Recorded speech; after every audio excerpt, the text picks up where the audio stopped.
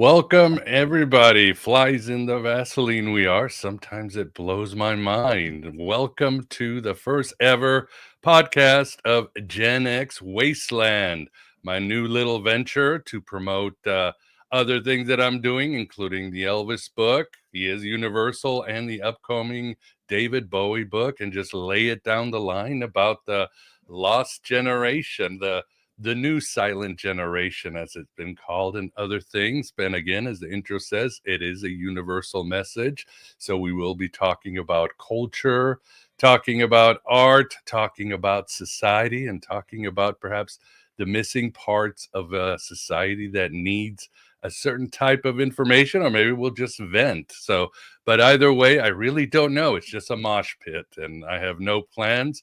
But I couldn't think of anybody better to join us than my friend, an excellent researcher whose work I have had the pleasure of stealing for both the Elvis and the Bowie books, citing you. Of course, I am citing you. And best of all, he is a dog lover. And often some people have said he's a crypto Terrence Trent D'Arby fan. And that is my friend, Chris Knowles. Chris, how you doing? That's a lie. You made that up. Wishing well. It was just a wishing well thing, man. Oh boy, that brings me back though, because I remember that song came out about the time I got married. Oh wow! So I always associate that with my wedding and giving my son a bath in the sink at my sister's apartment. You know, good memories there. Yeah. Those were good times, man. Those were. We got to go back to the '80s somehow. Got to figure it out. Got to figure out how to wind the clock back, because nothing seems to be working now, at least for the past 25 years, I would say. So. No, things have gone downhill, and that's hopefully we can recoup some of that magic. And I think that is the thing. And with us too, it's great to have Ray Taylor, who will be helping out with the call-in number, which we will show soon. So if you have any questions or you just want to bitch at me, please call in and we will certainly get to you. Ray, thanks a lot for doing this and being here on this first episode. No problem, brother. Anytime. I'm looking forward to the show here. Awesome. Yeah. And for those of you might not know, Ray helps the mighty Robert Price at his podcast, The Bible Geek. So yeah, go and support him there too if you want some good stuff on religion. And Bob, of course, likes that Generation X music. He's a big Rush fan and so forth. We've had shows with him, big comic book fan. So I'll probably have Robert here sooner and later. We can talk about these things. So he's awesome. An honorary Xer.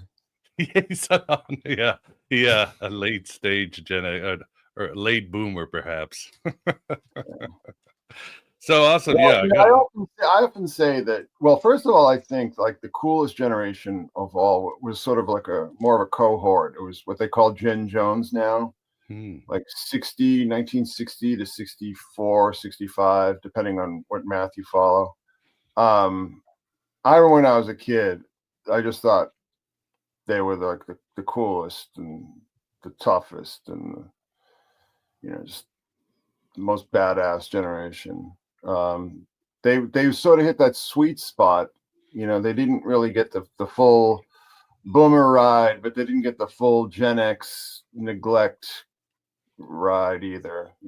They were sort of in that, but they were also very, they grew up with Vietnam and Watergate and so on, so they weren't as gullible as the boomers were. So that to me, like, those were the coolest people. Gen X weren't as cool as they were. Interesting. They called them Boomer X until Gen Jones came around. So, but yeah. I just remember when I was a kid. Like, I don't know, they just seemed incredibly confident. And, a level of confidence and self-assurance that I don't think we've seen since. Things just keep going down and down and down. And actually, before we started recording, I was having a discussion with Grok about the various generations. And the thing I pointed out, I don't know what it was like with you, but, I said to Grok, my friend Grok, my new friend, I said, I said, I can count on one hand the amount of kids in my graduating class of over 500 that were obese. Mm-hmm. You know what I mean? People just weren't. I mean, people were much more active. You know, we had gym class every day practically. You know, people were into working out. People were into just being physically active. Generation X, you know, at least in my recollection. And, you know, it was laying out all the, you know, my friend Grok was laying out all the numbers. And I think it went from like, it was like a fourfold increase in obesity from Generation X to Generation Z, which is just astonishing to me. But, you know, what are you going to do? That seems to be the least of our problems, I would say.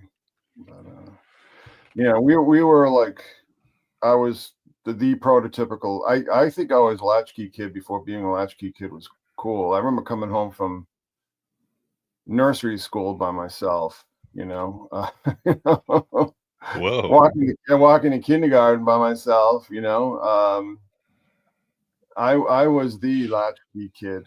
I was the prototype. I think they sort of used me as the template. You were the number 11 of the latchkey kids. Yeah. I don't know, man. I think I was like Model 1A or something. I don't know.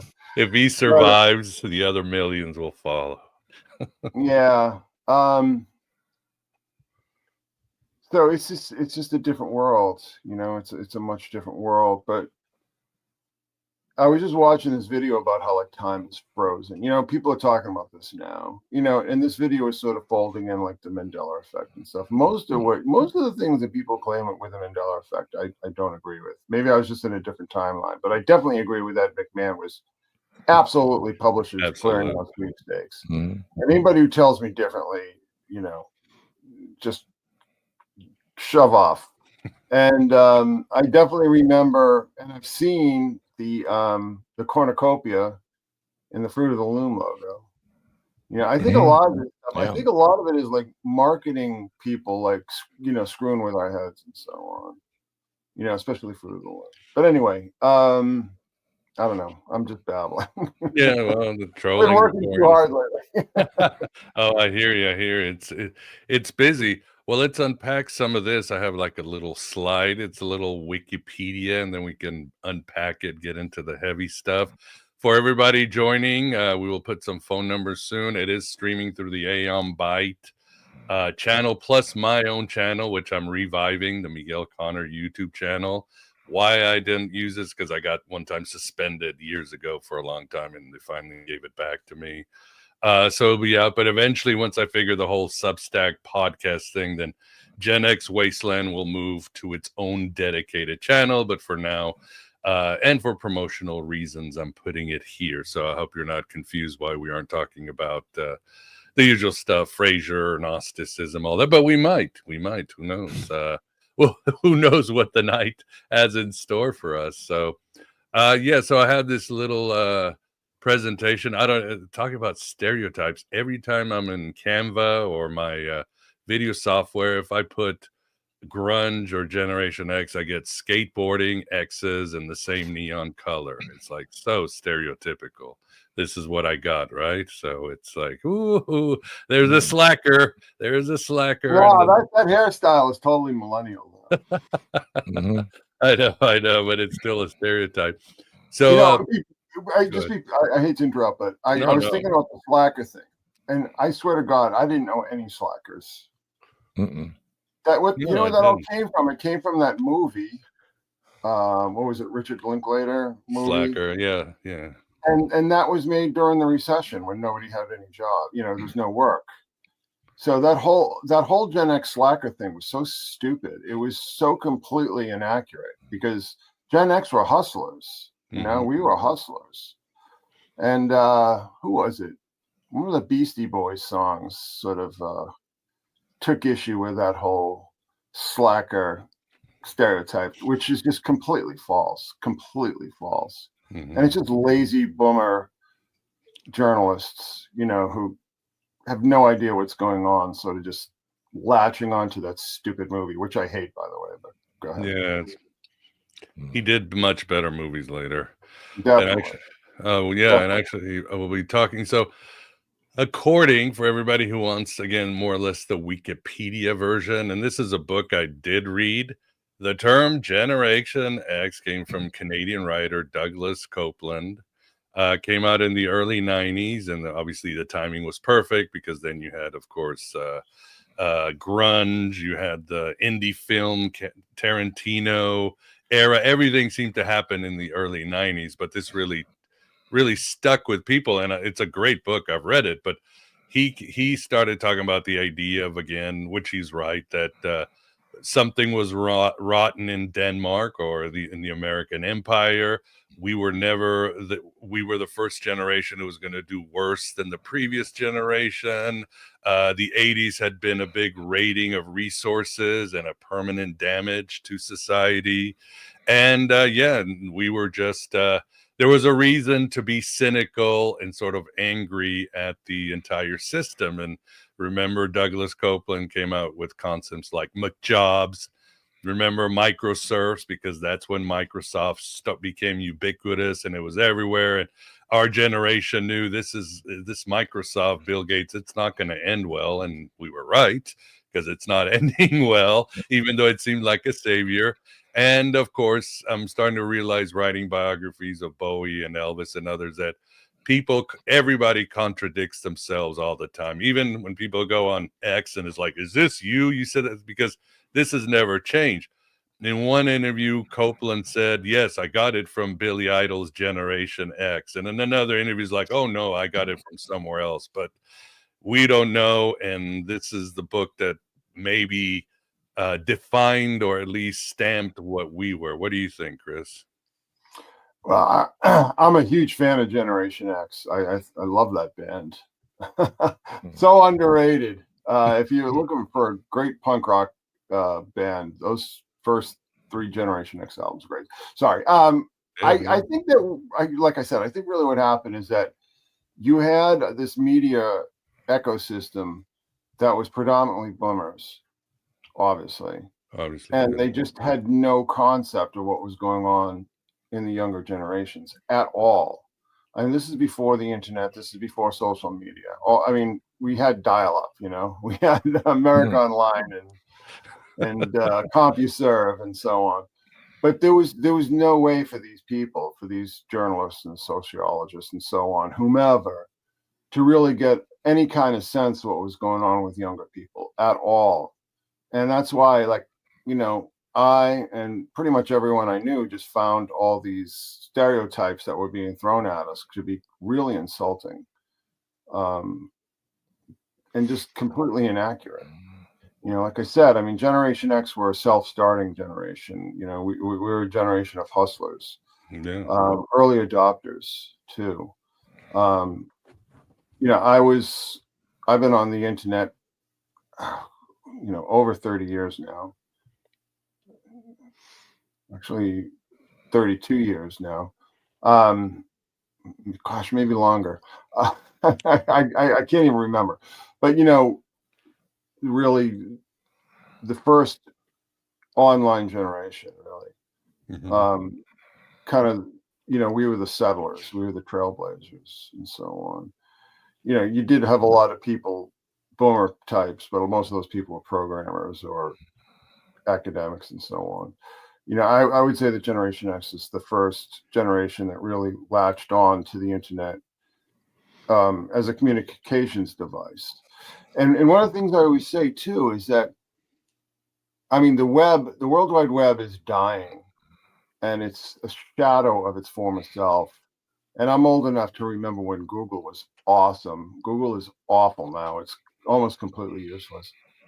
But, anything that you were looking for, the most obscure TV shows, movies, or groups, you could just go online and, somebody would have like an Angel Fire or a GeoCities site, listing every show that some band did with the set list and everything. Just anything you can think of.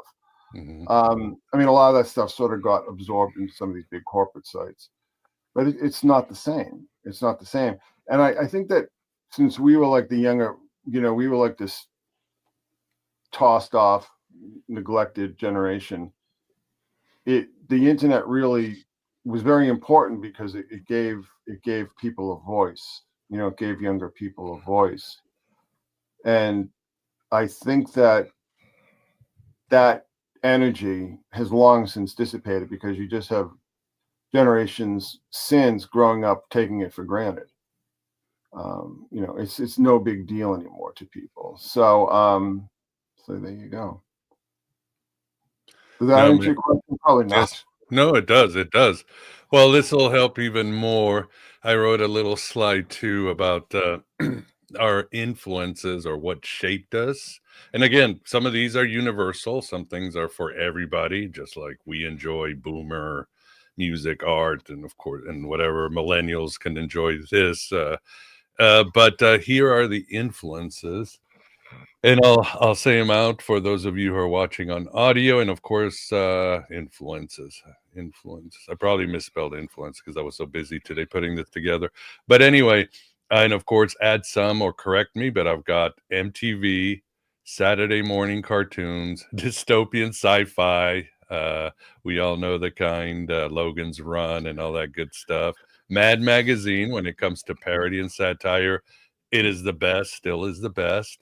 MST3K, Mystery Science Theater 3000, because let's face it, 80s and 90s had some really bad movies, and this was therapy to help us navigate the really shitty stuff that was coming out.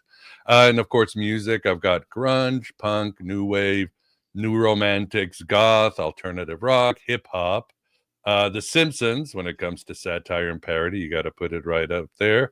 David Lynch, Tarantino, and the rise of the indie films. And we know those guys and how cinema changed in the 90s with people like, you talk about Richard Linklater and Paul Thomas Anderson. And of course, the sellout Kevin Smith. But we won't talk too much about him. We've got. He's a great guy.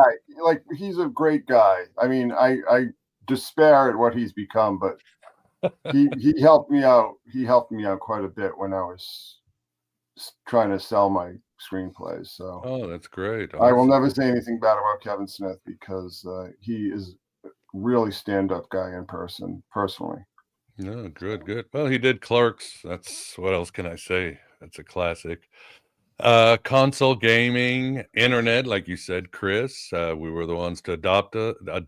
A personal computer. Generation X was the first generation to really run towards it and use it and leverage. Got to mention John Hughes films, Dungeons and Dragons, Guilty as Charged, Save My Sanity, and other games like that. Adult Swim, Liquid TV, our insane distant parents. Comic books, let's see, and of course some political ones: the fall of the USSR, the Challenger explosion, the AIDS epidemic, of course 9/11, which affected everybody, and what's our hatred for Bono. I kind of slid that one in there, although Chris, I must say that without a doubt, when Rattle and Hum came out, sort of like the veil was lifted, and it was like a universal hatred because the band had really exposed themselves. I mean, that album was offensive, and it was it's awful. I called that John McCougar O'Mellencamp, that album. I saw U2 when I was 15 years old in 1981, and it was an amazing experience. This was on the October tour, and then by the time I saw them on the War tour 2 years later, I was like, oh, this is a farce. Bono had just become such a douche. Even though I like the music because I really think the Edge is a great guitar player. Oh yeah. So I mean, that's a lot of it. And they had great production too. I mean, if you hear their early records, they're absurd. It's like the most amateur hour bullshit you ever heard. But they got really good production. Steve Lillywhite and Brian Eno a little bit later on. So, I mean, they were very lucky. I don't think they would have gone anywhere without those guys. But anyhow, Bono just just realized what just a flaming douche he was. Yeah, it's like, when it comes to Rat on Hum, I am all about cancel culture, but it was offensive. It truly was offensive. And then later, Achung Baby came out, and of course, that's because of Eno. And there's a famous story, like they asked Eno, well, what was your job there? And he said, I took everything out that sounded like U2 and gave us a good album. So, yeah, people really underestimate how much of that album is Brian Eno and Daniel Lanois. Yeah. As with Joshua Tree and Unforgettable Fire. I mean, Yeah, you're right. You know, what do you two do without those guys? They make Rattle and Hum, which is like the stupidest album ever made. And that movie is just cringe fest. It's horrible. I love to just rank on Bono because he's such a ridiculous hypocrite sellout. But anyway, yeah. But I really liked you two in those early days, like those first few albums. I really did enjoy them, and like I said, I really thought The Edge was a great guitarist, and Larry Mullen's a good drummer. Mm-hmm. But they just. I don't know, man. All that Bill Gates bullshit is just so offensive to me. It's so anti-rock and roll. Yeah. But there was the whole thing where, like, there were all these bands, you know, sort of following the Police model, whereas, like, you know, very high tech, you know, sort of safe rock, you know, rock that wouldn't scare your mother, you know. The Fix, the Police, U2, In Excess. There was just a whole lot of these groups that sort of came out around the same time and were doing safe music, you know, music that was not going to offend anybody, whether or not they like it. Wasn't U2 known at first as a Christian band of some sort? Yeah, when I was in high school, it was the Christians, the evangelicals who listened, and they pushed it on us who were, you know, heavy metal guys. Yeah, and then they came out with Striper. Remember that, Striper? Oh God, Striper, yeah. Yeah. Oh yes, those were strange days. You know, the interesting thing that I really think about, and I don't know whether this is a Generation X thing, but when you sort of had the evolution towards the Walkman, which came out, was it 81, 82, around there? And we really had the evolution towards private music, you know, music that you don't need somebody else's approval to listen to. And I think that really changed the whole scope of it, because, you know, you obviously had these huge blockbusters well into the 90s, you know, these sort of cultural phenomena. But I think what was really going on the ground level is people were just getting into whatever they wanted to get into because they were in their own little world with it, you know, the Walkman and so on. So but, you know, my experience was a lot different than most people because, you know, I was on the hardcore scene from very early age. You know, I was in Boston. There were all these great college radio stations. I was listening to every new record that was coming out of the UK, in California, going to see, you know, hardcore bands and so on. Yeah, I just had a much different experience than I think a lot of people had. What was your favorite hardcore band? Oh, probably Bad Brains, that early HR, yeah, like ROIR cassette. Like, I just played that thing to death. How about GBH? Oh yeah, I saw GBH. Oh man, well, I saw the Bad Brains too. I saw GBH. It was one of the best shows I ever saw. Saw them in 1983 at the Rat in Kenmore Square in Boston. That was so much fun. Really had a blast. But you know, go ahead. I'm saying you know, Colin Aberhall, the singer, I mean, I know him, and Jock Blythe, the guitar player, and they went woke. Get out of here. I'm not kidding you, man. I mean, I saw a video, an interview with Colin Aberhall not a week ago, and he's completely woke. How the hell did that happen? That's disappointing. It is. Well, they're sort of like the little brother band to Discharge. And I was a much bigger fan of Discharge than GBH. I mean, I did like GBH quite a bit, but I was more into Discharge. And they're still out there. They're still, they're all these old dudes now. It's one of the things, I don't want to go see like 60-year-old guys playing hardcore. I just don't. It's a thing with me. A few years ago, our friend Nate, our mutual friend Nate Miguel, he had offered me tickets to go see Tool and Killing Joke at Nassau Coliseum. Mm-hmm. And I was thinking, what year is that? I mean, Killing Joke would be, we're going to be in about their late 50s, and Tool was going to be in their mid to late 40s. And I don't want to see that. Mm-hmm. I want to remember what it was like. I want to remember what it was like seeing Killing Joke in 1982, when they were young and hungry and wild, and people were just completely losing their shit. I don't want to go see a bunch of middle-aged guys or people approaching retirement age, going through the motions. It doesn't do it. That emo stuff came into the Rites of Spring. They were great. Rites of Spring were great. I love that I guess their only album.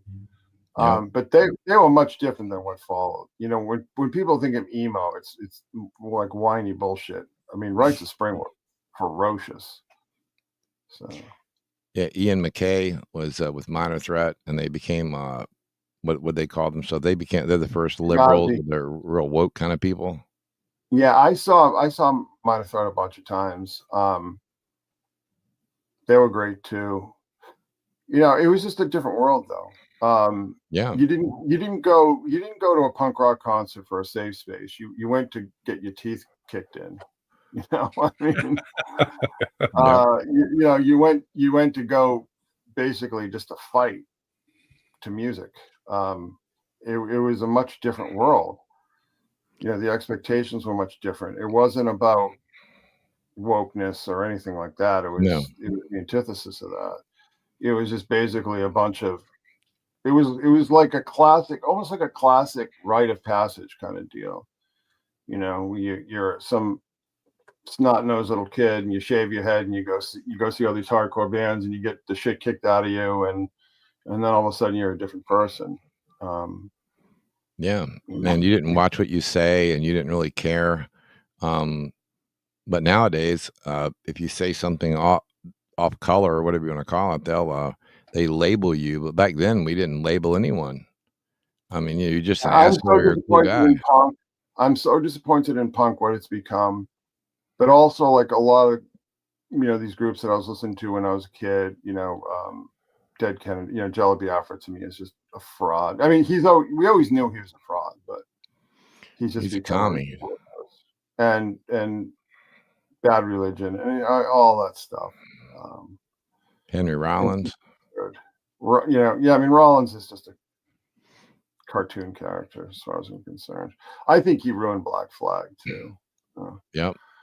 And I saw the Rollins band back in 1991, and it was one of the worst things I've ever seen in my life. It was so boring. There was no dynamics. It was just full on noise. So anyway. Do you remember the Exploited with Waddy and the Exploited, and they had this song? They're still out there, or he's still out there. Yeah, he's still out there. I remember walking around in 1984, 83, and I had a T-shirt that said "Fuck the USA." And wait, where were you living then, Ray? DC. I was a hardcore kid. Yeah. So did you know all the Discord guys and? Yeah. Did you ever go to the Discord house? Yeah, I went to Discord, the Wilson Center, the 930 Club, and I used to hang out with a band called the Meat Men. Oh, yeah. Yeah, Tesco V. Do you want to hear a funny story? I'll tell you an off-color story. Do you want to hear an off-color story? Yeah, go ahead. Maybe I shouldn't say, because when I met Tesco V, Tuscovia the Meatmen when they played in Boston.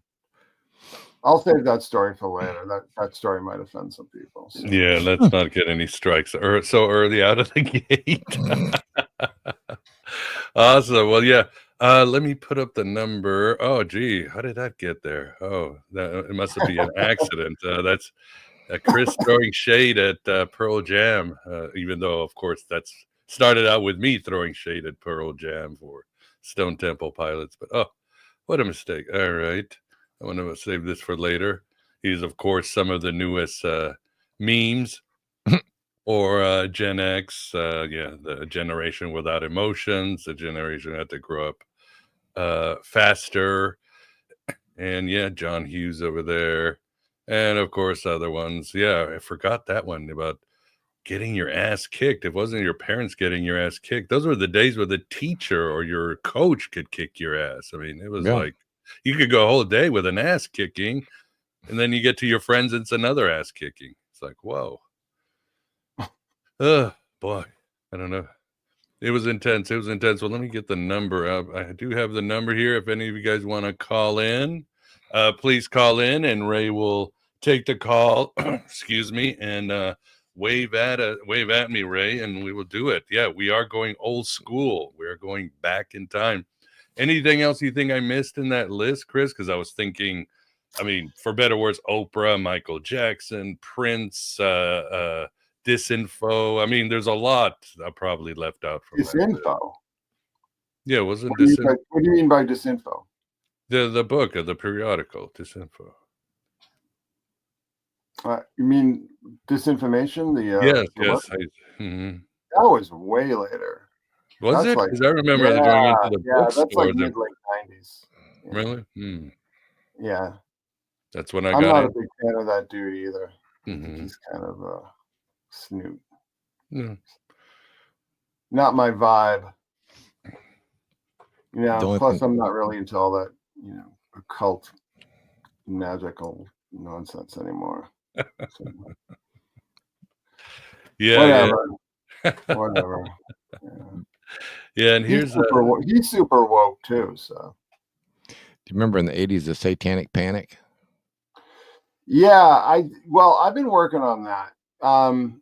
So the Satanic Panic,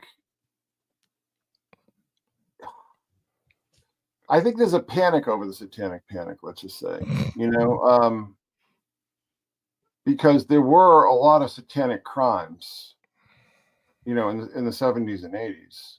It didn't just pop out of the sky. I mean, it might have been an overreaction in some quarters, but there was no small amount of justification because, satanic themes had basically completely saturated pop culture. And then you had a bunch of dipshits who were like, committing, Richard Ramirez, right? The Night Stalker. There's a perfect example. So it's not as if this just popped out of the sky and people just decided to scapegoat Satanists or whatever. Even though if you're going to scapegoat anybody, you should probably scapegoat Satanists. Especially how they ended up today. Ugh. Yeah. No, but go ahead. I think we got a phone call, Chris. What's that? Go ahead. You're live on the go. What's up, everybody? I just wanted to talk about a different satanic panic that I remember from the 80s.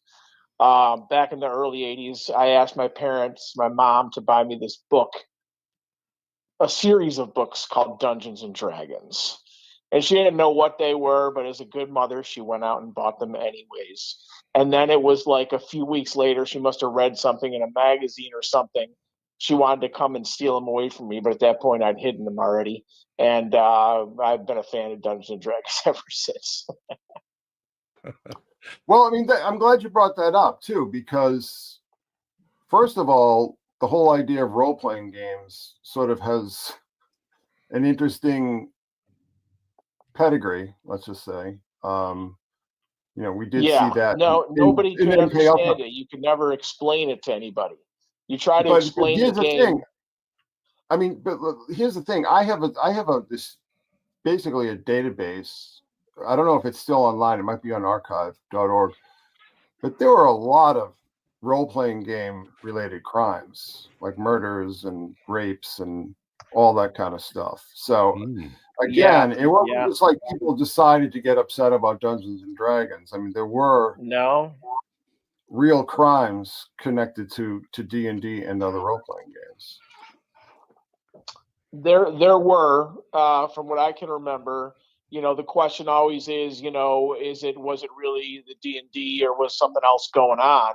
You don't really ever know the answer to that kind of situation. But I just remember being at camp, and there's a bunch of people at a table playing a game, and I just wandered over. I must have been 12 or 13 years old, and I'm like, "What are you playing?" And then they said, "All right, sit here. I'm going to give you the most powerful weapon ever. It's called a magic missile." And that was it for me. I was in. No, I'm trying to explain the game to my sisters, and they're like, "How do you win? When's the game over?" And they just didn't get it. Anyways, I'll take the rest of my call off the air. Thanks, guys. Thanks for calling in, man. Thanks for that call. Yeah, and remember the Tip or Gore thing? That was another defining moment. Well, we've been talking. There was a conversation that I was having on X about Courtney Love, aka Murdery McCIA whore, and we were talking about Eldon Hoke, aka El Duce from The Mentors, who had spoken to Nick Broomfield for that Kurt and Courtney movie.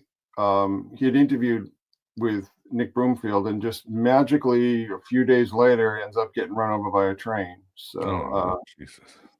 Yeah. The Mentors were very funny, though. It's just impossible to take seriously. Yeah, I do remember that quite well, and it was just very interesting that the same people who are freaking out about the PMRC, were all super Al Gore supporters just a few years later. So it's just a strange world, It's a strange. You can never tell loyalties are going to fall. No, they just flip things. It's very strange. And what do you think of? I think the documentary Bleach is pretty accurate. I remember you mentioned. I watched it. Soaked in Bleach. Yeah, Soaked in Bleach. It was such I a slam dunk. What's that? Such a slam dunk. I can't even see any. Yeah, and how has that guy been going around for 30 years now talking about this, and has never gotten a cease and desist order or a lawsuit or anything? I mean, this is the guy that Courtney hired to quote unquote find Kurt, meaning to establish her alibi. And I mean, if anybody has any doubt about that, just watch that documentary. And there's more like it besides. It just boggles my mind that people continue to defend her when I just think she's absolutely indefensible. Particularly with just a very short review. Never mind a documentary. Just look at the evidence. Just look at the objective evidence. The fact that he shot himself with his rifle that was almost as long as he is tall. Yeah. You know what I mean? Shut up. Ridiculous. Oh, well, he did it with his toe. First of all, he had his shoes on. He was found with his shoes on, so he didn't do it with his toe, you fucking idiots. People are so brainwashed. Courtney stands, to me, are like the absolute stupidest people in the world. She just left the country, didn't she? Because she's in danger. I hope so. Well, the CIA sent her over to Liverpool back in 1980 to start handing out LSD. That's not in dispute. And she hooked up with that was like Echo and the Bunnymen and Teardrop Explodes and a number of these other groups. And, she was basically there to hand out LSD. Charming lady. But, for sure. Let me just say that she became a Gen X icon, but she's still not Gen X. She was born in 1964, so she doesn't count. Oh, wow. The cutoff. Right. The cutoff. But that's the thing, too, when, sometimes when I'm in arguments with people about Stone Temple Pilots and Pearl Jam, I'm like, well, I know Scott Weiland is the real deal, Gen X deal. And they're like, why? Because he's dead. there's a curse. Chris Cornell, Kirk, All the good whatever the ones, reason, they've all passed except one, which is well, I'll better. play Stone Temple Pilots. The difference between them and Pearl Jam is that they're real musicians. Like those DeLeo brothers, what was it, Robert and who's the other one? I forget his name. Were raised, they can read music and they can play real music. They can play real instruments. They aren't just guys who practice, pentatonic scales and learned how to play Led Zeppelin songs when they were kids. I mean, they're real musicians, and you can tell the difference when you listen to SDP. I know they're incredibly uncool with a lot of people, but as somebody who understands music, you can hear it. You can really hear the difference. I will say that I saw Pearl Jam in '92 and they were phenomenal. But just a few years later, they totally ran out of gas. So, which sort of happened with our generation, I guess you would say. Well, I don't know if we ran out of gas or that somebody was putting sugar in our gas tanks. Yeah, well, I think as you wrote once in your blog and Secret History, I mean, a lot of these movements like grunge and alternative rock could not survive because commercialism and popularity was death. I mean, they weren't meant to be for the masses. So the bands couldn't handle it. The music couldn't handle it. So it just had to die off. Well, that's to me, that's almost every band, why do so many rock stars become addicted to drugs? Because they have to, because they're put through these schedules that are just ridiculous. They're put under all this kind of pressure. The example I always point out is, Jim Morrison, said when the Doors got popular, he said, "I wish we were still back at the whiskey," when it was about the music. Once you enter into the beast, once you enter that beast system, let's call it, music becomes secondary, and becomes about everything else but music. So it's like, why was this band so great when they put out their first couple of albums and then it became so terrible? Well, because the world, that beast system basically overtook them, and it happens so often, when bands get popular, there are so many people trying to feed off you, that it's just, it sucks your soul out of you. I would say, it isn't just like that in music. I mean, it's every, movie stars or whatever. I mean, popularity just means that people want to take a piece of you. What do you think about Madonna? I mean, I'm just saying in the 80s, I mean, that's all you heard everywhere you went. And now she's 60-some years old, a broken down old broad, and she just gets up there still. Well, I will confess that I thought she was really sexy when she first came out. Oh, yeah, I admit it. Yeah. But, the thing that confused me, though, is that she was playing like this kind of like really sappy, lightweight disco music, but she dressed like all the punk girls. So if you want to know what all the punk girls were looking like in the early 80s, just look at like what Madonna was dressing like, the bows and all the bracelets and the fishnets and the mini skirts and so on. I just like, every girl in Boston, every punk girl in Boston by 1984 was dressing like that, and none of them probably even knew who Madonna was at that point. So she's always been a vampire. I mean, she's a vampire. She's somebody who just leeches onto you like a lamprey and sucks all your ideas away from you and then sells them back to you. Oh, it's sad, though. It's sad. I mean, she, to me, is like, she's Norma Desmond on steroids, so. She's the number one solo singer in history, so you got to give her credit. That cannot be true. Name me another female singer that sold more records. There isn't. Taylor Swift is not close. Whitney Houston is not close. None of them are close. That's depressing. That's truly sad. Oh, you forget how much? Yeah, she sold a lot of records in the 80s and early 90s. She was. People have. It's interesting because it's like the test of time is really what matters. Right? Mm-hmm. And how many of her songs have really stood the test of time? Like who wants to hear Like a Prayer anymore? Or whatever. I mean, she had some catchy songs. I hate to tell you this, Chris, but my kids are 13, 11, and 9.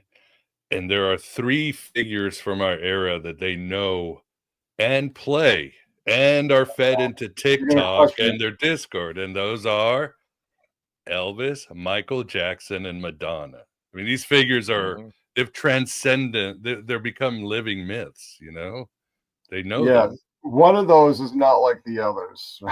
Well, I don't. But for some reason, I mean, my daughter will play Material Girl, or or Like a Prayer because of the Deadpool movie, Resuscitated Like a Prayer. Oh God! All right. So I don't want to ruin your night. You did. It's over now. Thank you. But going back in the thing about the music industry, and we could talk about, let me know what has gone wrong. But you're right. You've written on your blog how vampiric, how destructive the music industry is, and the fandom. Like you say, all fandom is toxic. So it's almost to be able to survive. And I don't know how Madonna did it. Maybe she's just a narcissist. But you really needed, if you wanted to last 10 years, you needed that sort of Tony Soprano Machiavellian manager, as essential as the band. Like the Beatles had Brian Epstein, Led Zeppelin had Peter Grant, Bowie had Tony DeFries, Elvis had Colonel Parker. Anyway, you needed this evil person to protect you so that you could have space. And unfortunately, most of these bands didn't have that, devil guarding the devil kind of character. That's why Bowie was able to continue, and Elvis and the Beatles, they got 10 good years or whatever. Well, again, I mean, that's not just music, it's everything. Yeah, and you see that with all performing arts. So, but Brian Epstein died pretty early on. What did he die in, like 66? I thought it was around there, 66. And then they had Alan Klein come in, who was just basically a gangster, right? Which is what they Peter Grant was legitimately a gangster, and all the people he hired to work for him were all gangsters. I mean, they were like literal gangsters from the the London mob, which got them into trouble more than once. So. Yeah, I mean, it's just all performing art. I mean, all celebrity, everything like that. You have so many people that just want what you have. There's so many people trying to feed off you. So. Oh, we got a phone call. Hold on, Chris. Sorry. Go ahead. Give us that call. Hey, it's David Skurlock from the comments. How you doing? Hey, David. Hey. 80s, man. I was more of a metal dude, I used to see bands. Hold on, let me turn down my turn down your radio, man. It is like the 90s and 80s. I used to go to all the shows when I was in the Army, and I'd watch the metal shows mostly. I seen Exodus and Testament and Suicidal Tendencies, you name it, I seen it. And it's just a different era and sound. Like people would go out and slam dance or whatever, and mosh. Well, that's where mosh came from, and it's just more energetic. And today, everybody's so reserved and suppressed, and it's ridiculous. For sure. Well, I have to say, like, for me personally, like, I was huge into Sabbath and Zeppelin and Queen and all these kind of bands in the 70s. Aerosmith, I loved. Van Halen, all these 70s kind of things. The 80s stuff, just, I don't know, it didn't work for me. And it wasn't until like the 90s when like stuff like Soundgarden and everything came out that I really sort of tapped back into it. Now there's all this like doom metal stuff that I just love, Mastodon and Pigs and everybody, all these kind of things. What do you think about Korn and the other one? Linkin Park, Deftones, Limp Bizkit, Linkin Park, especially what's their band? Slipknot, yes. Ben Sevenfold. There's a lot of new music out there that is excellent. Yeah, it's not my vibe. You know what I mean? I'm more song oriented than that. Yeah. I mean, I love, play as hard and fast as you want, but I just need, a real song, a real melody, a real composition. So, well, speaking of sellouts, Rage Against the Machine, another one of it. I used to listen to them around the clock. Yeah. Oh yeah. Did you? Oh, yeah. Really? I never figured that for you, Miguel. Mm-hmm. Yeah, there was a time. There was a time. Oh, good for you. No, I really loved like the early Smashing Pumpkins. That first Smashing Pumpkins album to me, Billy Corgan is a phenomenal player. Jane's Addiction, I loved. That was another of my favorite band too. Yeah. God, yeah, I remember seeing them at the first Lollapalooza, and my wife and I were just like, everybody was up front, and we were like sort of midway in the field. We had like place all to ourselves around these blankets, and we're just staring up at the stars, and that was the way to listen to those songs, like Up the Beach and all that kind of stuff. Yeah, I mean, I love that stuff, but like the other kind of stuff, I don't know, it just never really clicked for me. I think it was because, I really came of age. You sort of latch on to what you sort of hit you first, and like what hit me first was Sabbath and Aerosmith and stuff like that. I mean, even stuff like that. Great. Hey, you guys take care. I got to talk to some other people, but I'm still watching your show, and you're doing a great job. Oh, thank you. Thank you for being kind here. Of winging it. Yeah, we're just sort of. Hey, I love it. I love it. Yeah. Well, it's the first show. I've already got some schedule where we'll go through like Elvis's astrological chart. We'll talk about Jim. It'll be more thematic. But for the first one, I said, let's just find out who GenX is. We were forgotten, and now we should. Yeah. It's our turn. We're in charge now. Guess what? We just want to be left alone. Forget charge. Well, see, we had the misfortune of following like the most narcissistic, self-centered generation in human history that just did not want to give up. They didn't want to pass the baton to us. That was like when when we were 17, you started hearing, well, no, 40 is the new 17, or exactly 40 is the new 20. I mean, it's like the absolute childishness, really. And it, like the boomers were really just like this giant sponge that just sort of sucked all the moisture, sucked all the life out of everything. And millennials and Zoomers complain about the boomers, but it's like, listen, like we were literally beat up by those people, like literally beat up. Like, don't talk to me about how many problems you have with the boomers. It's like you weren't there. Nothing we ever did was ever right, and so on and so forth. And like I said, when we sort of came of age, I don't see that short window of attention that the media paid to us. It was more of a sabotage thing. It was, framing us as being slackers and all this kind of stuff. Druggies, yeah. Yeah, I mean, it was all incredibly demeaning. So I don't, and then, I mean, I remember like in the early 80s, right? So when like MTV comes on and all these new bands are getting big, you have this new wave of bands, this new generation of bands, and then all of a sudden you're like Eric Clapton and and all these other people, Phil Collins. No. And it's just like all these older rock stars have to like muscle back in, they have to like elbow their way back in. And I remember like by 86 or something, you turn on like a radio station, you'd hear like Steve Winwood's new song and Eric Clapton's new song and Phil Collins' new song and so on and so forth. And it's like, well, what happened to all these new groups? And David Bowie's doing Let's Dance and Tonight and Never Let You Down. It was just betrayal. Yeah, I saw Bowie on the Let's Dance tour, and it was phenomenal. Wow.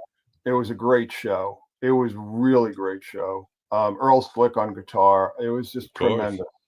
Yeah, I want to try to interview Earl Slick because he's still doing podcasts. That I hate that album though, and I hate that album more and more that album is so antiseptic. It's amazing to me that Nile Rodgers produced that album because it's just so unfunky. There's no groove to it. It's almost Teutonic. When I think of that album, I just think of like stainless steel and rubbing alcohol. It just has no life to it. That's so the quote cold. I have in my book. You say the same things in secret in one of your blog posts. Yeah, definitely. Go ahead. Sorry. Well, I just want to finish. So Bowie had, that whole period, and it wasn't until Outside that I really started, getting back into him. And that whole period, so Outside, Earthling, Heathen, like that whole era, to me that was like a renaissance. And I like the fact that he wasn't playing stadiums, and I like the fact that it wasn't just like everywhere you go, like Let's Dance was. You just could not avoid that album. It's like everywhere you went, you heard one of those songs. It just drove you crazy. So, but that whole period, like that late 90s period or early 2000s period, that to me was like a real big renaissance for my Bowie fandom. Yeah, go ahead, Ray.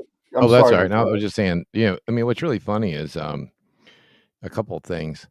Back in the 80s, I mean, your parents would be in prison if the laws were like nowadays, I mean, if you think about it, I mean, I had a full-time job. Oh, believe me. Yeah, it's I mean, they bust your ass, you be in before the lights, when the lights come on outside, you got to be inside, there was so many things, and it's basically the I don't care about you generation, grow up now, basically, I mean, to me anyway. And nowadays these kids are such like little whiny snowflakes that they couldn't handle it. Just imagine, I mean, they're having like nervous breakdowns, man, when they're told to do something. I mean, clean the yard, go out there. Oh, you're abusing me. I'm calling the Department of Social Services on you. You know what I mean? And well, you know what it is? I think it's like, I remember there was this episode of Believe It or Not. Oh, we got a phone call. Oh, take the phone call and I'll hold my thought. You're online. You're live. Oh, excellent. Love both you guys. Support both of you's work. You both dig deep, and it's great. Thank you. So, if funny thing is, Chris, I bet I was at that Lollapalooza with you at Great Woods. No, I was in Mansfield. It wasn't Great Woods. It was in Jersey. It was at what's the name of that place? Waterloo Village. So not Great Woods. I'm from the South Shore, so but long since left there back a long time ago. Where are you from? Where in the South Shore? I'm from Weymouth. Oh, no shit. Where in Weymouth? East Weymouth. I grew up in the projects. I grew up right off the landing. I grew up right off the landing, so I was right on the border. Where'd you live? In the projects. Memorial Drive. Oh, I remember going in to try to sell subscriptions to the Patriot Ledger there. Oh, my God. What was the name of that place? There was we called it the projects, but it was Lakeview Manor. I don't know about Lakeview. I don't remember that name, but I do remember going into projects in Weymouth. Because I used to. My first job was selling subscriptions to the Patriot Ledger, which was just a very interesting experience. And they'd send us to like Germantown, and because there were projects in Germantown. Right. We're all a lot of projects, but there you go. Well, yeah. So what I wanted to say to you guys is, so I grew up that Generation X, and we were bombarded by the Archons take over the culture all the time, and they took it over on us. And I was a big, we grew up watching MTV, and we're like, we got to save the planet, and like, not until I went to take a friend's car to North Adams College. I didn't know there was that many trees left in the world. I mean, I thought they were all gone because we watch MTV and it's like the forests are burning and we've, the environment's raped. But, I got older and I, moved away from there and started to see the world. And then you realize, like, I was a big supporter of Greenpeace. And then you realize those are just jobs these people created to suck money out of the society and to manipulate our minds, and you see this going on generation and generation. And my question for you guys, and I'll leave it with this and I'll take it off the air, is Jack Cruz has been kind of promoting that the cell phones and the blue light is the new MK Ultra drug that they're putting on us. And if you follow it through, it just seems like the more they can divide us and put us all alone and separated from each other, they can control us. And that's just kind of what I've kind of noticed. And you guys touch on, this being Gnosticism and, the archons and us being controlled by outside influences. I see them always taking the culture over, putting it with good ideas, punk rock started out as a DIY thing. And then next thing you know, it's Green Day and, everybody's gay. So those are just my thoughts. Go ahead. I can't Those believe are just my thoughts. I'll let you guys talk. All right. Thanks for calling. You're the third person that I know that I've met in the past couple of years from Weymouth, which just kind of freaks me out. What was going on in Weymouth? Something in the water, maybe. I don't know. Well, before you go, though, in that Whitman's Pond. So Lakeview Terrace. Now, where is that exactly? Like, give me some reference points there, because. So there was Whitman's Pond. If you go down Main Street, headed to North Weymouth, there's Whitman's Pond, and it was old military housing that single mom. We used to say Father's Day was the most confusing day of the year. So it was like all single parents. So how close were you to 3A though? Like say like Route 3A is. That's North Weymouth. That was probably like 2 miles away or a mile. I don't know.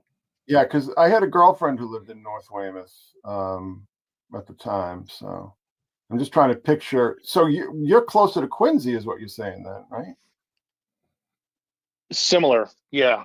I think someone's trying to call me. So.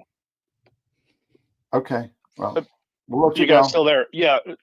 Well, anyways, yeah, no, Chris, I follow both you guys. You guys are great. I just wanted to leave you with that, like how the archons always take over the culture and, all these generations, and they just keep, now there is no unifying culture, it seems, they've got everybody at home on their phones and just, now they can just, the algorithm can feed us whatever drug we need.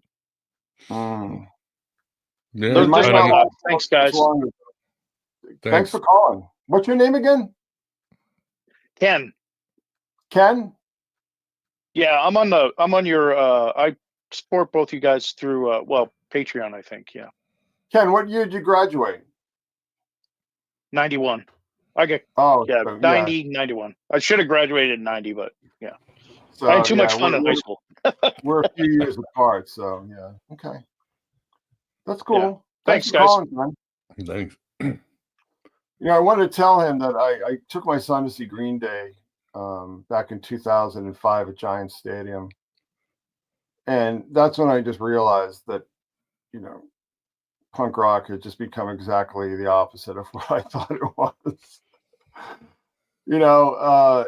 Like Billy Joe is doing like Deo chants and he's trying to get the people to do the wave and everything. It was like David Lee Roth without like the kooky, insane charisma, It was so cringe. It was terrible.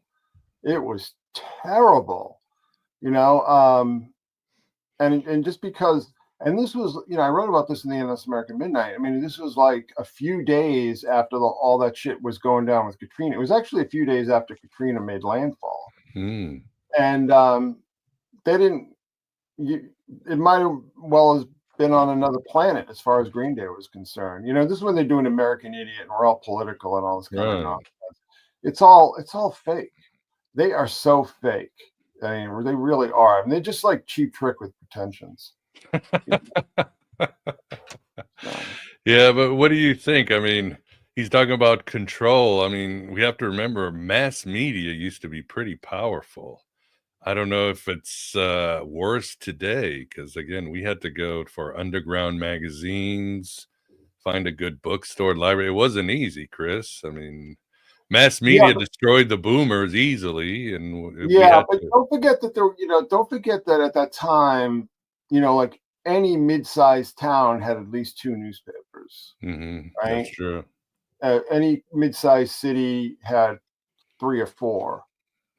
You had a lot more diversity within that mainstream culture than I think what you have now. I mean, it's like, the mainstream media is incredibly diminished. It's incredibly a shadow of what it once was. But CNN and MSNBC, I mean, all these, they all read from the same hymnal. They're all saying the same exact things. There's no divergence of opinion whatsoever. That they're just pure propagandists. And it wasn't like that. I know people like to think it was, but it wasn't like that. And people were more literate. And you'd buy the New York Times for 75 cents. I mean, I remember, like, I subscribed to the Times when I was working in New York. I'd read it on the way in to New York, which was at least an hour and a half ride on the train. And I'd put it in my bag and I'd read it on the way out. And I still wasn't done with it. I'd take it home and read it. It's like, there was so much more content back then. It's Time magazine wasn't just like a comic book pamphlet like it is now. I mean, it was a solid read. One of the things I was talking to my friend Grok about tonight was trying to get like some sort of data on, like, you've heard about this whole thing with the alphas and just the complete lack of literacy, but like lack of literacy is spreading.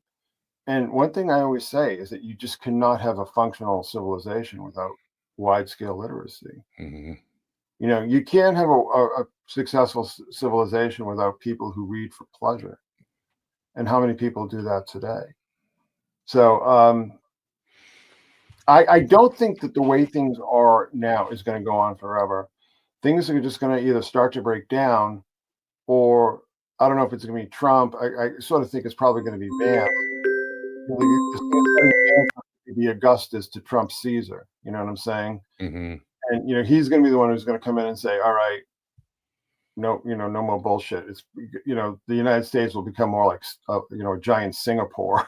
But it's really to the point now that it's just like I don't see if we even have any choice. Go ahead, got a call? Hello? Yeah, go ahead. Hey, what's up, guys? What's up? Huge fan man. of you, Chris. Huge fan, Miguel. Love you guys both. I've been on Patreon for about a year each. Thank you. I just wanted to jump in and add. I'm 28, so I'm in the Gen Z technically, and I definitely can speak to what Chris was just saying about how literacy is such a huge factor, because so many people that I grew up with, I grew up in the hood. I'm from East Dallas. And reading was like, considered gay or whatever. But my friends that I did have that did read, and me myself, you can just find a level of patience in those kind of people. There's a level of understanding, critical thinking, so much. So I think that's a huge point. But I guess if I had to ask a question, I don't know if there's a theme or anything, but I was curious, what are some books that you guys have been reading lately? Fiction, nonfiction, some that sticks out in your mind? And just thanks again. Thank you for calling. Chris, what have you been reading? Well, I've been writing. I'm writing XF Ultra. So I do have things on my nightstand that I will read little bits of before I go to sleep, but at this point in time, all my literacy is output rather than input. So there you go. What did I read most recently? Gosh, I just have books everywhere here. Yeah, but that to me is kind of what's going on right now. I'm trying to get this book done. Finally, after years. So, plus I've got the Patreon, I've got the Substack, and I've still got the blog spots. So. Yeah. Secret History of Rock and Roll, the Frasier blog. Yes, it's. But so I mean, well, the thing is that I read all day, but it's always it's more like articles and so on. I'm reading online journalism, I guess you would say. Excuse me. Rather than books, which I regret, but it's just like when you're in that mode, when you're in that gear, it's kind of hard to sort of sit back and relax and do some reading. Go ahead. Qualify. I was born in 71, but I wonder if I'm the only person whose biggest hero right now happens to be David Bowie, simply because he is a spirit animal to me, and I think he's slipping in and out of time to give us messages. Agreed. I got a friend of mine I should set you up with, because she feels the same way. So I'm not even kidding. Like, I'm learning stuff from albums that are like older than I am. Like now. No, I'm not. Now. Totally agree with you. I totally agree with you. Yeah. If you want to learn about dystopia, just listen to Man Who Fell to Earth or Diamond Dogs. Eternal message. But listen to Diamond Dogs, like that was my favorite album like 30 years ago, and now I'm living it. Like I am being Big Brother, and I can't get out. It actually seems a little George. I would rather be in George Orwell's Big Brother. Talk about easy. Yeah. Sugar coated it for us, I guess. Yeah, well, underneath Bowie's visions of dystopia is William Burroughs and his Gnostic viewpoint, which Bowie knew very well. Oh, adopted Burroughs's. Yeah. But I remember Naked Lunch. Yeah. The Wild Boys, all these Naked Lunch. Yeah. Bowie, that really moved Bowie to see the world the way Bowie started seeing the world in the 70s. Orwell helped, but that's Burroughs right, because that's when he started cutting up, right? The cut-ups. Yeah. He learned it from Burroughs, and Burroughs interviewed him for Rolling Stone, all that. So yeah. And Burroughs was a self-avowed open Gnostic. Burroughs interviewed Bowie?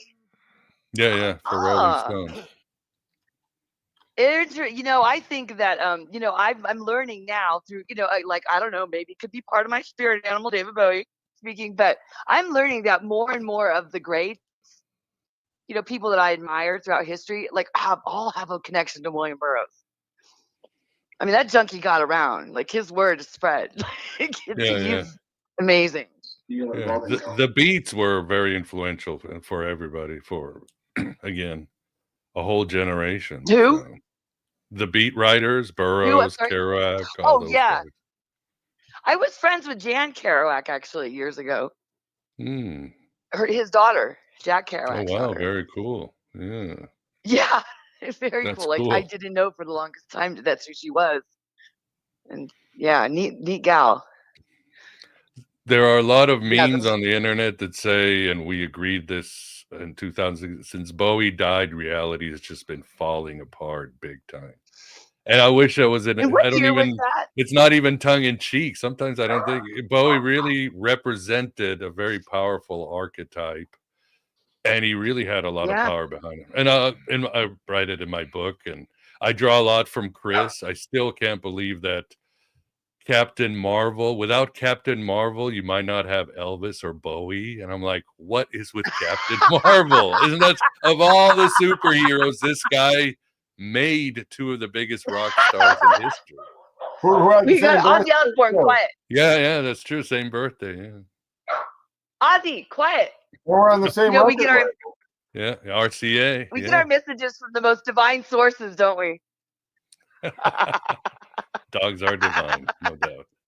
One thing I will say about RCA though is that they had the most terrible sounding records. Like whatever their mastering process was, and the tapes even sounded worse. Who? RCA. When Bowie was on RCA, if you go back and listen to some of the original pressings of those records, they sound so bad. Lodger is a great example, and that record really sounds terrible in its original release. Ryko Disc released it in the late 80s, so and remastered it. But those were days where like a lot of records you'd get just sounded like trash. There was not that kind of attention to that must have been his whole hatred of management type thing then. No, it was purely the record company just being cheap is really what it was. Interesting. He was the first one to out himself as an alien. That also, that never goes over well when you go around screaming you're a divine god. Yeah. Or what was it? No, wait, I'm sorry, demigod. That never flies. Yeah.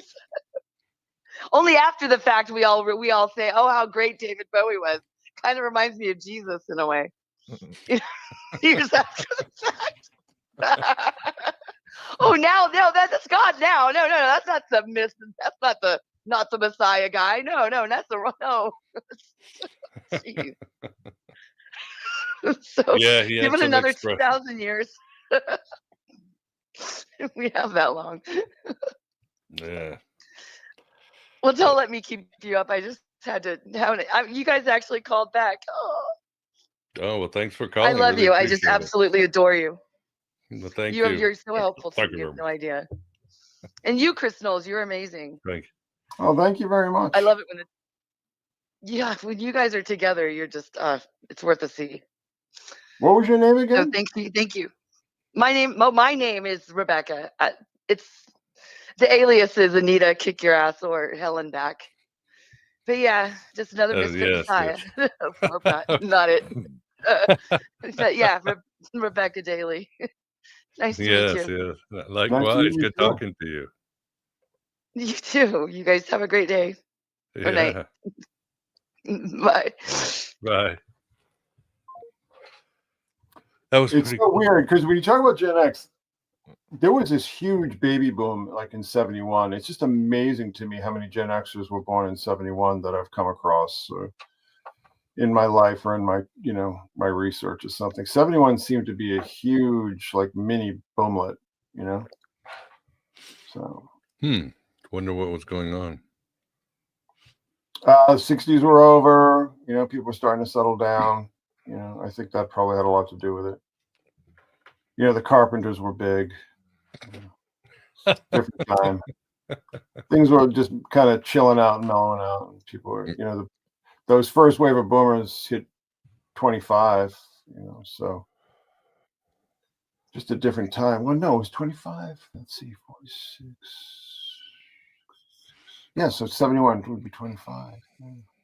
So there you go. Having said all about Generation X, Chris, you have to admit the greatest cultural TV show and maybe piece of content in the last 10 years, despite its misfires and bad decisions of how often it comes, has to be Stranger Things. And that is a generation. All my children from this generation, 13, love they know every character. They ask me questions about Dungeons and Dragons, this mystical thing that we used to do and all that. So just the first season though. I think that after that, I know kids like it, but yeah, they... it's a total like the other season, just completely different phenomenon from the first. I think that the first season, like the first season of Stranger Things and the first season of True Detective, to me are like some of the probably two of the best things that came out in the 2010s. Easily, yeah. So Twin Peaks season 3. Yeah. Peak TV they called it. We're sort of on the other end of it now though, but the first season of Stranger Things is just eerie to me. I don't know how they captured I don't know what it was like where you were, but I just don't know how they captured the vibe so perfectly. It scared me just how completely. I guess it's just incredible research, but those guys at the time were in their early 20s, and they just pull. It's the same way that Paul Thomas Anderson was able to pull off the 70s in Boogie Nights. Right. Yeah. But also he did another 70s. Did you see Licorice Pizza? Mm-hmm. I really like that as It well. was good. So the great thing, like the thing is that, I sort of by necessity became very aware. I think they call it hypervigilant from a very early age. And like a very early, like I remember like songs on the radio in like late 60s, 69 or so. So I was very much paying attention to the radio and television and newspapers and everything. I was just soaking up media from a very early age, and I started reading when I was 3. Mm-hmm. And I feel like very, very grateful to sort of have experienced, from like 69 to, maybe the mid 90s, that sweet spot, the Goldilocks zone of popular culture. And I was, very much paying attention to all of it, it was like 8 or 9, and I was listening to like Black Sabbath and Led Zeppelin and all this kind of stuff. It was like I was very much in tune, and then buying all the comic books that became all the movies that people talk about. I was reading all those comic books when I was very young. And then before that, I was reading like my uncle's comics from the 60s. So I even had like that experience in the 60s. I'd listen to their old Beatles and Elvis records. They had all the Elvis 45s, Don't Be Cruel and Teddy Bear and Jailhouse Rock. And I mean, all the hits, all the big hits. I'd listen to the 45s on RCA Victor and then so on and so forth. And, I really feel just like incredibly grateful. Like I really am. I just have this tremendous amount of gratitude for being able to experience all these things, as they were happening. And like I said, I mean, the 60s was a little bit, before my time, but I was sort of getting it through inference from the stuff that my uncle sort of left behind at my grandmother's house. But I just feel just incredibly grateful, Yeah, I mean, you two are a bunch of sellouts and scumbags, but like I'm really grateful to having seen them in 1981.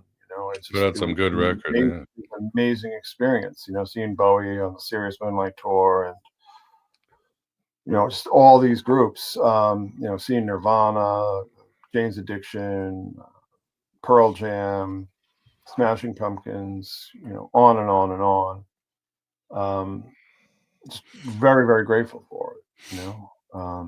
But I grew up in the music industry. My mother was a professional musician, and to be honest with you, it's funny because like everybody wanted to go to clubs and stuff, and I was like kind of sick of that by the time I got out of high school because I grew up in nightclubs, like literally grew up in nightclubs, and then with like the whole hardcore thing and all my friends' bands and everything like that.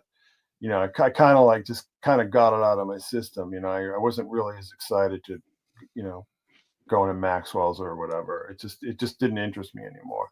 But I'm very, very grateful for, for all those experiences. Generation X really sort of straddle, the boomers and the millennials, right? Obviously. But, if you were paying attention, I have, I'm into a lot of stuff from like the early 2000s, mid 2000s, even up to the late. I mean, I think 2012. I don't know if it was Bowie's death. I always sort of picked 2012 as the year that everything just started to die on the vine. Aside from all the great television that we saw in the 2010s. But I never liked shit like Game of Thrones or anything. I hate that kind of stuff.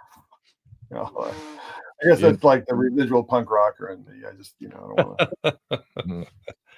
I would, I would grateful too, except I hate the fact I was such a druggie because there's like shows like, wish I could go back, like going to see Ronnie James Dio on PCP. I can't remember. I don't know what I was on to see Rush. Can't remember. And I wish it was like, well, why the hell did I Why did I even go if I can't remember the show? Well, I told you this experience I had. I mean, this wasn't a scene show, but I remember. So my mother was in this.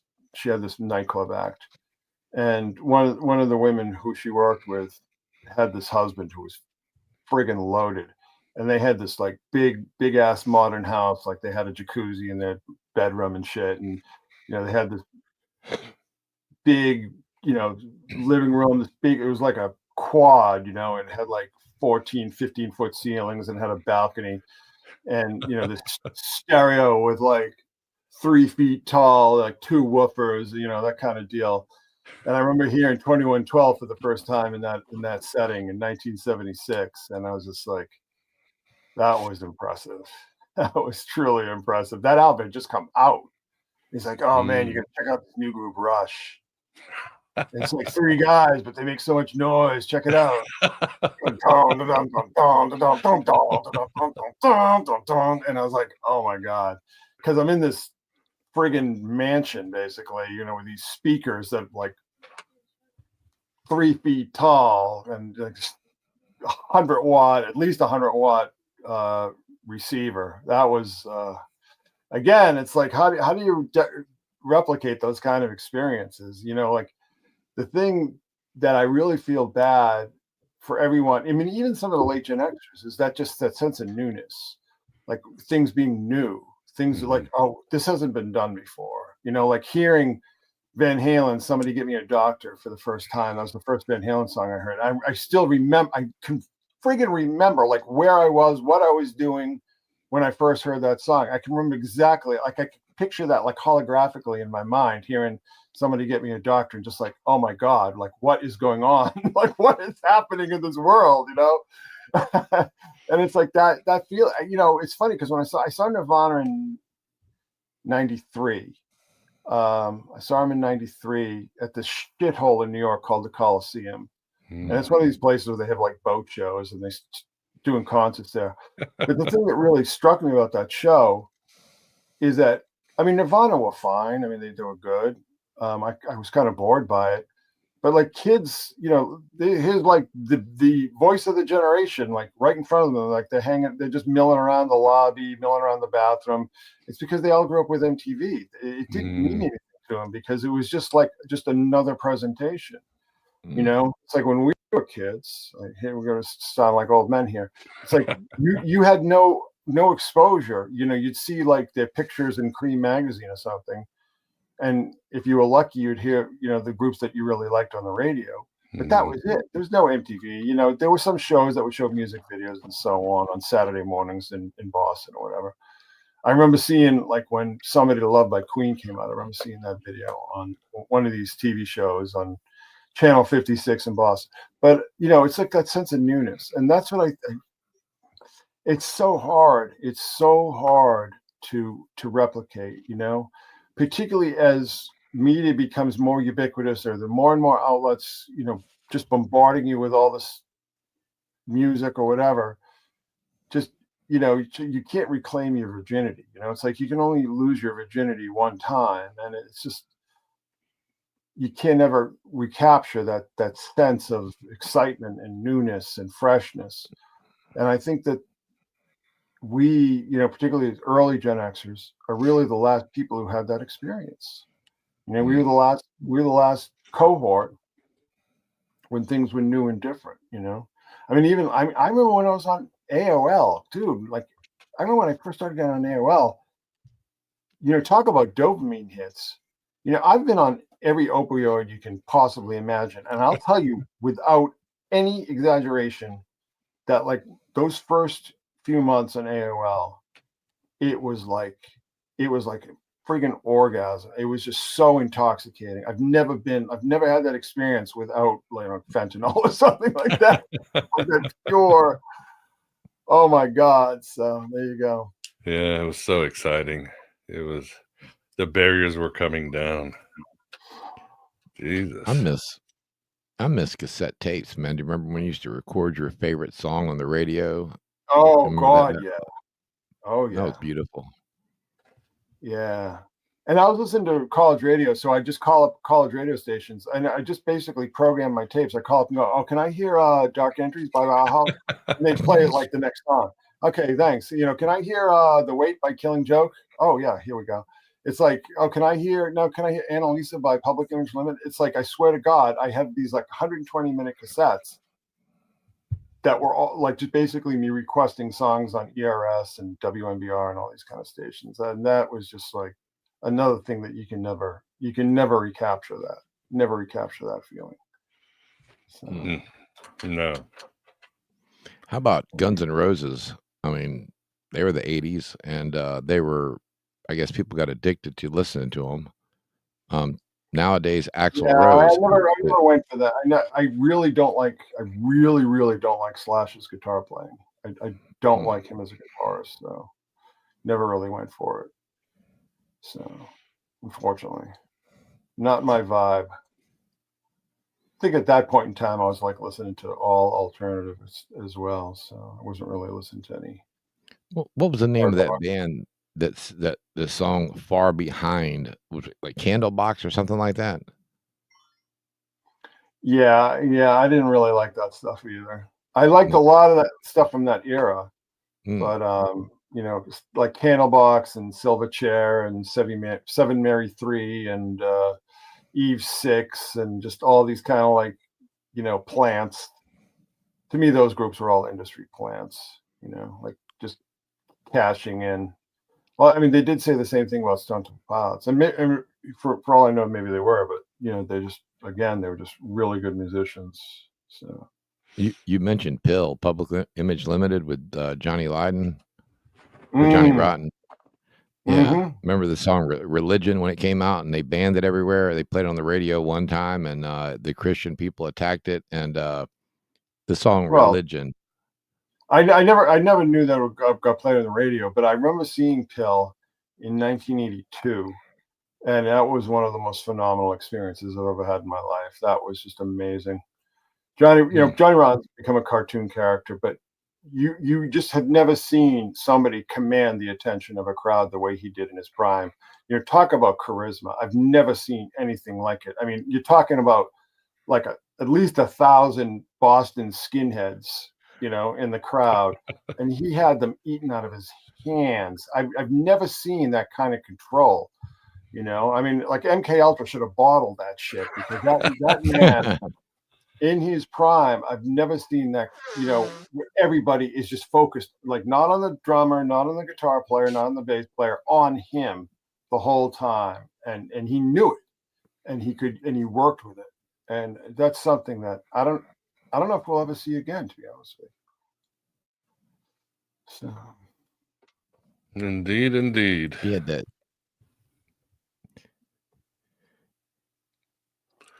Awesome.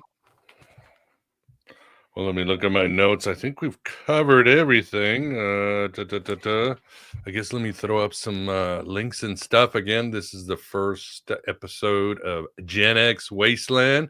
It is through the Aeon by channels. It is through my personal channel.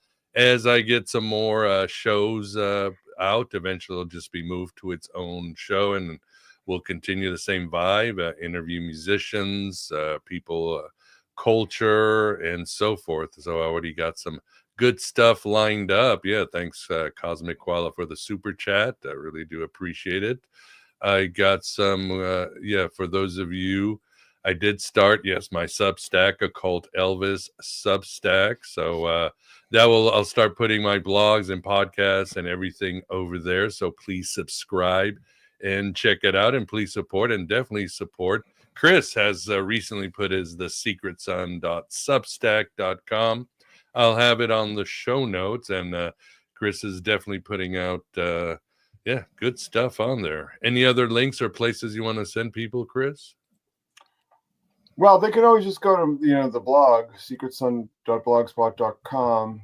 I do have a new domain name for it, but I think I might use that for this. I want to have like a one-stop shopping kind of place where people can go to all my other locations.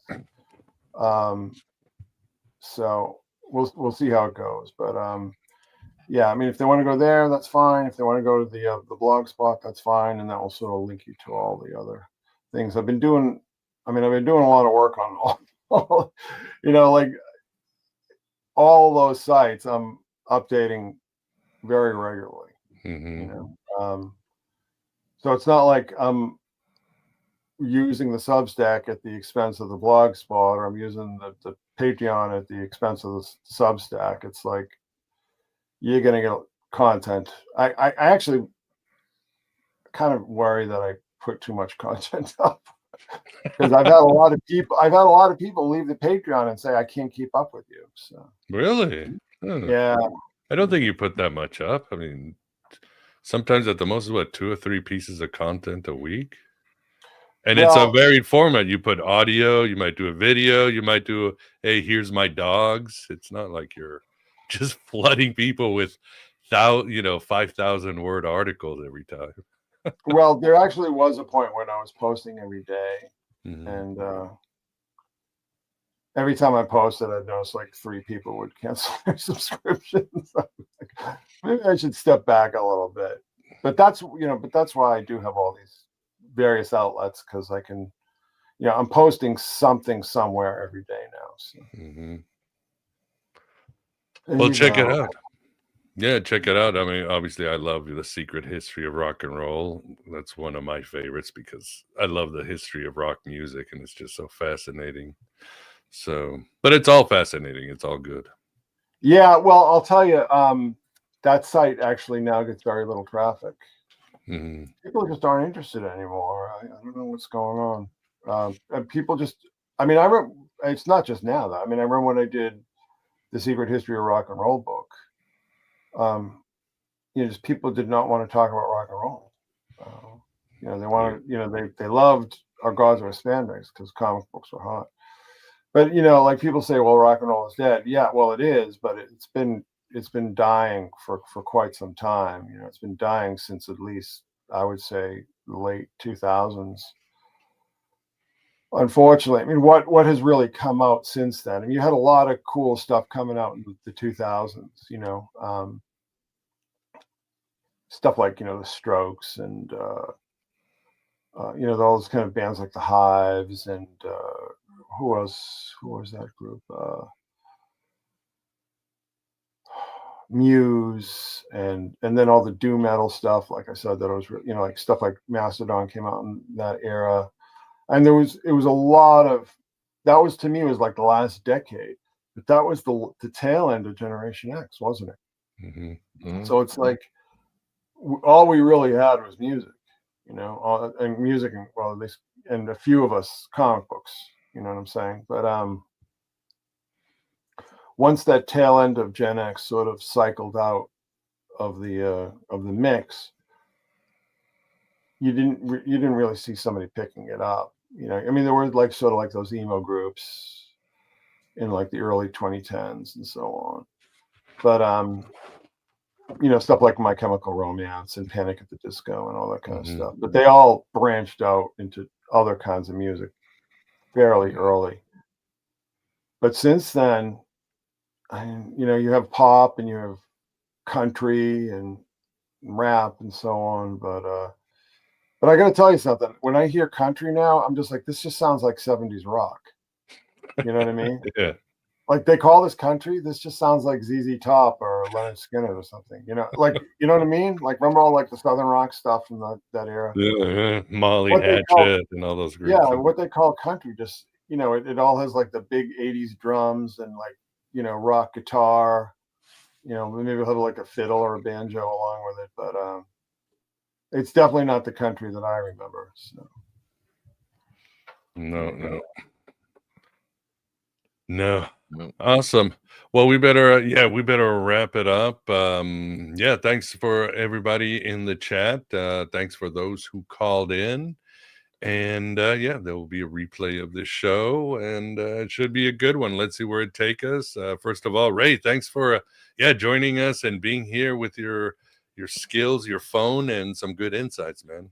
No, it's my pleasure. I mean, I'm glad to be here. Nice to meet you, Mr. Knowles, Christopher Knowles. Oh, likewise. Yes, and Yeah. And Chris, as always, thanks for joining the show. My pleasure. My pleasure. That is great. All right, everybody. Well, have a good rest of your Saturday, and we shall talk soon. I have no witty tagline except take care of yourself. Good night.